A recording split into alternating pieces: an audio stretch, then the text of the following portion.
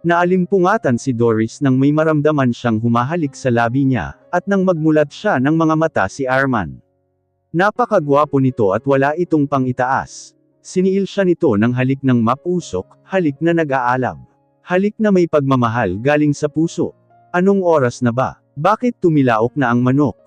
Good morning. Bati sa kanya ng matamis. Matapos putulin ang kanina lang pinagsaluhan nilang halik. Anong oras na ba? Bakit ngayon ka lang? Tanong sa lalaki. Bago itong ligo.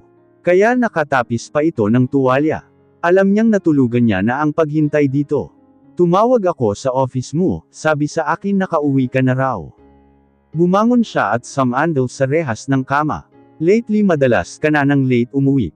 Mula nang narito ako sa Manila kasama ka, at ngayon mag-asawa na tayo. Madalas ka nang inumaga sa pag-uwi, at ayaw mo naman sabihin sa akin.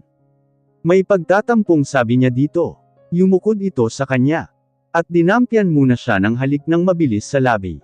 Bago ito sumagot sa mga tanong niya, niisip mo ba may iba akong babae? Mahal, ikaw lang babae sa buhay ko mula nang pinakasalan kita. Busy lang talaga ako sa ibang business. Alam mo naman may sakit si daddy, sa akin niya na pinagkatiwala ang negosyo niya, at si mommy naman wala rin naman alam sa business ni daddy. No choice kundi ako ang mamumuno dito. Alam naman niya iyon. Kaya lang nauubos ang oras nito sa negosyo. Wala na nga silang time sa isa't isa. Mahal, ang alam ko hindi mo sila biological parents. Bakit sa'yo pinagkatiwala ang negosyo niya, at isa pa hiwalay na kayo ng dating anak nila na ex-wife mo na. Nakulong ako sa kontrata. Bago ko pinakasalan si Violet, pumirma ako at hahawakan ko ang negosyo nila habang buhay. Tapat nitong sabi sa kanya. Hindi ba dapat si Violet na ang magpapatakbo ng negosyo ng pamilya nila, dahil wala na kayo? Mahinang tanong niya sa asawa. Humugot ito ng malalim na hininga. Sana nga ganun lang kadali. Kaya lang hindi kaya ni Violet i-manage iyon. Tanging sagot nito, at tumayo ito pumunta sa closet para kumuha ng damit. Pagkatapos sinuot agad ng may mapili. Bakit? Tanong niya. Hiba't balikat lamang ang sinagot sa kanya ni Arman. Pakiramdam niya marami itong tinatago sa kanya, pero ayaw niya nang mag-assist pa, baka dahilan pa ng away nila ni Arman.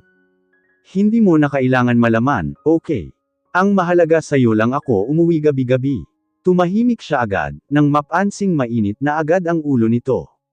Okay sorry. Ipaghanda lang kita ng almusal. Sabay tayo niya at tinungo ang pinto. Pero ang totoo hindi siya kumbinsido sa salita lang. Ayaw niyang isiping nagsisinungaling ito sa kanya. Gusto niyang pagkatiwalaan ito sa kabila ng lahat.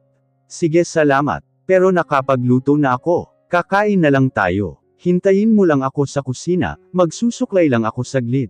Tumango lang siya dito, at muling sinirado ang pinto ng kanilang silid. Ang totoo parang may anong sumundot sa puso niya. Hindi niya talaga maiwasang magduda kay Arman. Lalo na madalas itong ginabi ng uwi.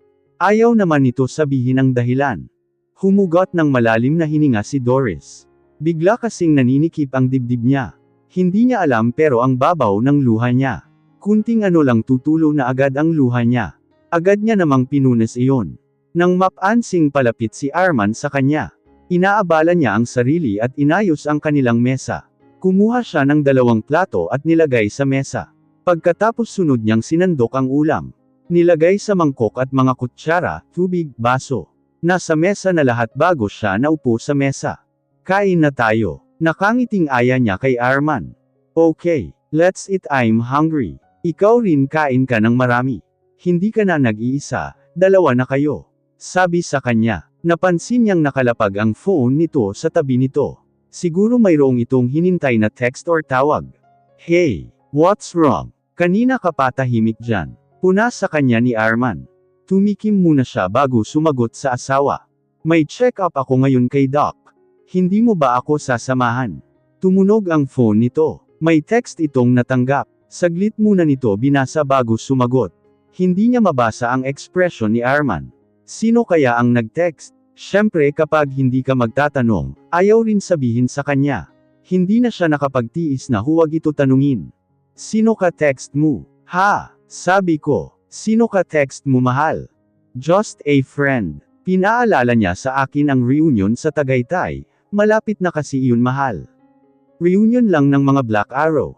So hindi ako makakasama. I'm sorry. Puro lang mga lalaki nandoon at maiinip ka lang. Kasama ba si Violet? Umiinom muna ito ng kape na tinimpla niya kanina. Of course not. Bakit mo ba natanong? Kunot noong tanong sa kanya. Wala lang. Naiisip ko lang itanong. Kailan? Dagdag niya pa sa sasabihin. Saturday. Bukas na pala. Hindi mo naalalang sabihin sa akin. May tampong sabi niya dito. Sorry. Nawala sa isip ko, balak ko naman sabihin sa'yo. Ngumiti lamang siya ng mapait sa lalaki. Pero ang totoo hindi talaga nito sasabihin sa kanya, kung hindi pa niya malalaman. Hindi niya alam kung asawa pa ba siya sa paningin nito o ibang tao. Are you mad at me? Tinaasan niya ito ng kilay gaya ng dati. Hindi. Mabuti pa kumain na tayo, bago pa lumamig ang pagkain nasa mesa. Dagdag niya pa sa sasabihin kay Arman. Huwag ka na magtampo dyan, nawala lang talaga sa isipan ko, sa daming trabaho sa office. Okay lang Arman. Kain ka na baka mahuli ka na. Traffic pa naman ngayon. Pag-iba niya ng topic. Binuhos niya na lang sa pagkain ang sama ng loob. Kumuha siya ng ham at gigil niya iyon hinihiwa. Pansin kaagad iyon ni Arman. Pinigilan nito ang isang kamay niya, at hinhila siya palapit dito. Pinaikot siya nito at pinaupo sa lap. Yakap siya ngayon ni Arman. Humugot siya ng malalim na hininga. Mahal kita. Okay. Kahit anong mangyari hindi kita iiwan. Trust me, asawa na kita Doris. Sana naman pagkatiwalaan mo ako. Busy lang sa office. Tambak ang trabaho. Iwan ko ba kung bakit napakarami kong gagawin iyon? Pasensya na Arman. Hindi ko alam Hindi ko mapigilan ang sarili hindi magtampo, at mag-isip ng kung ano-ano, lalo na madalas kang ginagabi. Pag tinawagan ka naman nakapatay ang phone mo. Napapraning ako Rinig niya ang paghinga nito ng malalim. I'm sorry. Next time. Lagi ko nang e-check ang cellphone ko. Minsan hindi ko namamalayan, deadbat na pala ako sa sobrang daming ginagawa. Hinalikan siya nito sa gilid ng tainga, at gumapang papunta sa kanyang leeg. At ang mga kamay nito ay nakahawak sa magkabilaan niyang binti. Humahaplos habang hinahalikan siya, pero umalis siya sa lap nito. Hindi pa siya nakapagmumug at naligo. Amoy laway pa siya, at ang phone nito sige pa rin sa tunog. Okay na ako, umalis ka na kung tapos ka nang kumain. Sagutin mo rin iyang phone mo, baka importante iyan. Sabi niya at bumalik sa upuan niya kanina. Sige, ingat ka dito, saka sarili mo baka mapano ka pa. About sa check-up mo. Hahabol ako promise. Tumango lang siya. Tumayo na rin ito para dampian siya ng halik sa labi. Bye! Hindi sa office ang tungo ni Arman. Bigla niyang inutos sa driver na mag-U-turn at papunta ng hospital. Anong nangyari sa kanya? May pag-aalalang salubong niya kay Violet. Arman daddy is critical. Yamakap si Violet kay Arman nang umiiyak. What? Paano nangyari ha? Hindi ko alam. Basta sinugod na lang siya sa hospital. Good. Bakit? Tanong sa kanya. Matapos kumawala ng yakap. Nothing. I want to talk to the doctor. How is his health? Okay. I want to know too. Si tita alam na ba niya ha? Hindi pero tinatawagan ko kanina hindi sumasagot. Nag-aalala ako kay Mommy Arman. Last night tumawag si Mommy sa akin, mayroon raw siyang napapansin sumusunod sa kanya habang namamalengke. After nun hindi ko siya ulit nakausap. Bakit ngayon mo lang sinabi? Hindi ko naman alam na. Si Violet. Tama na hayaan muna. Sabi niya, upang kumalma ito. Bawal kay Violet ang sobrang mag-isip buntis ito, at makakasama sa kalusugan nito. Thank you Arman, kahit hindi mo na ako responsible, nandito ka pa rin sa tabi ko. Paano na lang kung hindi ka dumating, hindi ko talaga alam ang gagawin ngayong nawawala si Mommy. Basta kailangan mo darating ako. Dati rin akong member ng pamilya mo Violet. Thank you again. Dahil sa ginawa mo na touch ako. Sana noon ko pa nakita ang magandang kabutihang binigay mo sa akin. Hindi sana mawala ang pagmamahal mo sa akin. At hindi ka sana nakaanak sa ibang babae. It's all my fault. Naluluhang sabi kay Arman. Pinagsisisihan ko lahat Arman. Violet. Kahit hiwalay na tayo, lagi pa rin ako sa tabi ng daddy mo. May kasunduan kami noon na hanggang ngayon tinutupad ko pa rin. Paano si Doris kapag lagi kang late umuwi sa gabi? Magagalit siya sa'yo at iiwanan ka niya. Hindi niya gagawin iyon. May tiwala sa akin si Doris. Ganoon ba? Yes. Mabuti pa puntahan natin ang doktor. Okay, relax ka lang. Walang masamang mangyari sa daddy mo. Malakas siya. Hindi ko alam pero natatakot ako Arman. Kausap ni Arman ang isa sa mga tauhan niya. Habang malayo sa kanya si Violet, kanina pa ito umiiyak. Nasa critical na kondisyon ang ama nito, dahil sa atake sa puso. Nawawala naman ang ina nito, at hanggang ngayon hinahanap pa ng mga pulis kung sinong dumukot dito. Alamin mo kung sino kumuha kay Mrs. Lee. At agad akong kontakin. Hindi kaya mga kalaban niyo sa negosyo. Wika ni Troy. Amigting ang mga panga ni Arman sa narinig. Hindi siya sigurado, pero iba ang kutob niya sa mga nangyari. Walang kumakalaban sa kanya pagdating sa negosyo, maliban lang sa isang tao. Si Drake Mondragon ang kuya ni Andrew, that means he is in the Philippines now. Nabalitaan na siguro ng lalaking iyon ang pagkamatay ng kapatid nito. Pero bakit kinuha nito si Mrs. Lee? Anong dahilan? I'm not sure Troy. Kung totoo man ang sinasabi mo. Kailangan mag-ingat si Violet, dahil anumang oras susunod ito kay Mrs. Lee. Ang nanay niya. Anong balita sa bangkay ni Andrew? Nakuha na ba ng pamilya niya ang bangkay nito, at saan ang burol? Gusto ko dumalo para makikiramay. Seryosong sabi niya kay Troy. Ayaw niyang isipin ng pamilya ni Andrew, hindi mahalaga ang pagkakaibigan nila ni Andrew, at kahit anong mangyari mananatili ang pagkakaibigan nila. St. Luke Memorial Sir. Kahapon pa na-claim ang bangkay ni Andrew. At dumating na sa Pilipinas si Drake. Galit na galit ito sa pagkamatay ni Andrew Sir. At balak nito parusahan ang pumatay sa kapatid nito. Hindi kaya ka ipapahamak ng tatlong iyon. Kasamahan ko si Drake sa organisasyon noon, at kahit wala na ito sa organisasyon binuo namin noon.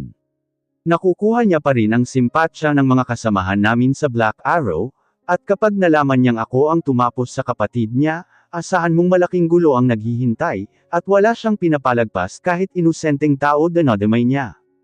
So delikadong tao si Sir Drake. Yes, mahal na mahal nito ang kapatid, hahamakin nito ang lahat maipaghiganti lang nito si Andrew. So anong binabalak nyo gawin namin boss? Clean the mess. At gusto ko mamatay sila sa paraan na walang maghahinala, at bago makuha ni Drake ang tatlong iyon patay na sila. Dahil kung sakaling nakuha niya na ito, ihanda natin ang mga sarili sa posibleng mangyari. Problemadong sabi niya sa mga ito. Ano pa ang hinihintay nyo lumakad na kayo? Yes boss. Siguruhin yung hindi kayo papalpak sa mga trabaho nyo. Opo boss. Tumalikod na ang mga ito. Humugot muna siya ng hangin sa dibdib, bago tumingin sa wall clock, 9 o'clock in the morning, at isang oras na lang check-up ni Doris. Hindi niya ito masamahan, dahil kailangan niyang samahan muna si Violet. Baka kasi bigla itong himatayan gaya kanina. Ayaw niyang may masamang mangyari dito, lalo pa buntis ito sa anak niya. Hanggang ngayon hindi niya pa nasasabi kay Doris. Hindi niya alam kung paano sasabihin sa asawa. Tumunog ang cellphone niya at agad sinagot ito. Hindi na siya nag-abalang tingnan ng screen, kung sino ang tumawag. Hello, dude. Where are you? Nandito ako sa office mo pero wala ka. Si Gabriel ang nasa kabilang linya. Yeah, nandito ako sa hospital. Sinugod si Mr. Lee, at inatake sa puso. Sinamahan ko si Violet. Why? Oh, bro, huwag mong sabihin na mamangka ka sa dalawang ilog. Mahirap iyan bro. Paano pag nalaman ng asawa mo magkasama kayo ng ex-wife mo ngayon? Hindi niya malalaman kung hindi ka magsusumbong. Besides, wala kaming ginawang masama ni Violet. Sinamahan ko lang siya, iyon lang iyon. Depensa niya sa sarili. Siyempre, hindi basta mag-ingat ka dyan kay Violet. Huwag mo na dagdagan ang kasalanan mo bro sa wife mo. May diing sabi nito sa kanya. I sighed. Bakit ka napatawag ha? I found out that Andrew had died and he was killed. Alam mo ba iyon? Saglit siyang natahimik. Bro, alam ko gaano kayo kalapit sa isa't isa ni Andrew. Nakikiramay ako sa iyo Arman. Lihim namang napakamao si Arman. I finished him, sa mahinang sabi niya dito, yung tipong walang makakarinig sa boses niya. What? Seryoso ba iyan? Hindi makapaniwalang reaksyon ni Gabriel sa kabilang linya. Yes, Gabriel. I finished him. Pero bakit? That cheated on me. You know I didn't recognize a friend when he cheated on me. Yeah, I know. Ugali mo talaga iyan noon pa. Pero bro, parang laki naman yata ng kasalanan ni Andrew, para tapusin mo siya ng ganun-ganun lang. Isang malalim na buntong hininga ang pinakawala ni Arman. Do you think I wanted to finish him? Malamang hindi. I gave in to him several times, but he still cheated on me. Pero bro, malaking problema ang pinasok mo. Drake. I saw it on the news and he was very angry. I even gave him advice. Alam mo sinabi ko sa kanya tutulungan ko siyang hanapin sa madaling panahon ang tumapos sa kapatid niya. Then, ikaw lang pala ang gumawa. It's up to you. If sabihin mo sa kanya ako ang tumapos. Wala akong pinagsisisihan sa ginawa ko. Nararapat lang sa kanya iyon. Narinig lahat iyon ni Violet ang conversation ni Arman at Gabriel. Napaawang ang kanyang bibig sa natuklasan. Kilala niya si Drake Mondragon, wala itong puso. Bago ito pumunta sa ibang bansa. Marami na itong tinapos na tao, at wala itong pinipili. Mas lalo ngayon pinatay ang kapatid nito. Sigurado siyang hindi ito titigil sa paghahanap kung sino mang pumatay sa kapatid nito. Kung kinakailangan halughugin nito ang buong mundo mahanap lang ang totoong pumatay sa kapatid gagawin nito.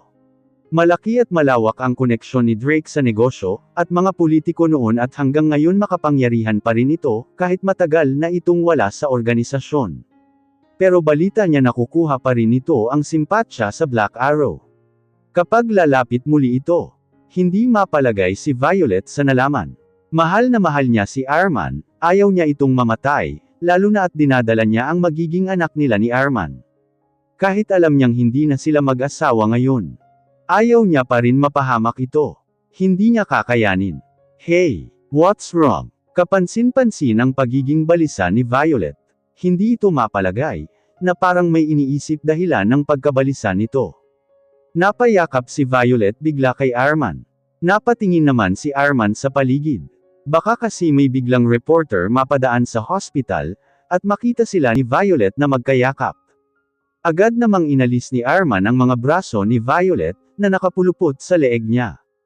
Hindi ko sinasadya marinig ang usapan niyo ni Gabriel, sorry Arman, ikaw ang tumapos sa kapatid ni Drake. Umigting ang panga ni Arman, at naikuyom niya ang kamao. Naluluhang napaupo sa bakanteng upuan si Violet. Natatakot ako Arman para sa kaligtasan mo. Paano na ako at ang anak mo? Hindi pa siya sinisilang sa mundo mawawala ka na. Kilala ko si Drake masama siya. Wala siyang sinasanto, lalo na ngayon kapatid niya ang pinatay. Hindi ko kayang mag-isang palakihin ang batang mag-isa. Hysterical ito at dahil sa pag-alala. Walang masamang mangyari sa akin Violet. Kaya kong protektahan ang sarili ko. Hindi ako natatakot kay Drake. Mas natatakot ako sa kaligtasan ni Doris. Baka mamaya idamay ito ni Drake sa galit niya sa akin. Malamig niyang sabi sa babae. Iba naman ang naging reaksyon ni Violet sa narinig. How about me? Hindi ka ba nag-aalala na pwede rin ako idamay ni Drake sa galit niya sa yuha? Gaya ni Doris dinadala ko rin ang anak mo dito sa sinapupunan ko. Sa mahinahong boses ni Violet. Kilala ko si Drake Violet. Mga importanteng tao lang sa buhay ko ang kinukuha niya, at gagamitin para torturean ako. Bakit hindi ba ako importante sa yuha? Hindi agad nakasagot si Arman. Isang malalim na paghinga ang pinakawalan nito, bago nagsalita ulit. Importante of course, pero hindi nahihigit dyan sa mga iniisip mo Violet. Matagal nang tapos kung anumang mayroon tayo noon. Mahal na kita Arman. Kasalanan ko kung bakit ka nagbago sa akin. Ayaw ko makitang umiiyak ka dahil lang sa akin. Kung nahihirapan kang tanggapin na wala na tayo Violet. So ngayon palang hindi na tayo magkikita pa, upang madali mo ako makalimutan, na huwag mo na pahirapan ang sarili. At iyon lang din ang paraan para makamove on ka na. How? Binuntis mo ako ha? Paano kita makakalimutan? Hindi makasagot si Arman. Wala sa sariling naupo sa upuan sa tabi ni Violet. Ngunit may distansya. Frustrating namang ginulo ni Arman ang sariling buhok, gamit ang mga malalaking daliri nito. Lumapit si Violet kay Arman, at kinalawit ng babae ang braso niya sa malalaking braso ni Arman. I'm sorry. Nabigla lang ako kanina. Tama ka. Wala na tayo at dapat nga siguro lumayo na ako sa inyo ni Doris. What about the baby? Sa malambot nitong ekspresyon na tanong sa babae. Bahala na. No. You can stay here if you want. Gusto ko makita ang anak natin. Sabay hawak sa likod ng palad ni Violet. Baka malaman ni Doris ang pagbubuntis ko, at dahilan pa ng away niyong dalawa. Kunwaring may malasakit sa naramdaman ni Doris. Sasabihin ko rin sa kanya kapag may oras. Ayaw ko rin maglihim sa kanya habang buhay Violet. Mahal mo talaga siya ano? Nakakainggit naman. Isipin mo dating pag-ibig mo sa akin, nasa ibang babae na ngayon. Dapat ako iyan pero wala Ang tanga-tanga ko kasi. Nasa akin na nga lahat. Sinayang ko pa. Agad nitong inalis ang luhang bigla na lang tumulo sa gilid ng mga mata ni Violet. Violet, it's okay. Hayaan mo ako ng ganito Arman. Mamaya maging okay rin ako. Bumantong hininga si Arman. Wala siyang magagawa sa nararamdaman ni Violet. Kahit anong gawin niya, iba na ang tinitibok ng kanyang puso at si Doris iyon.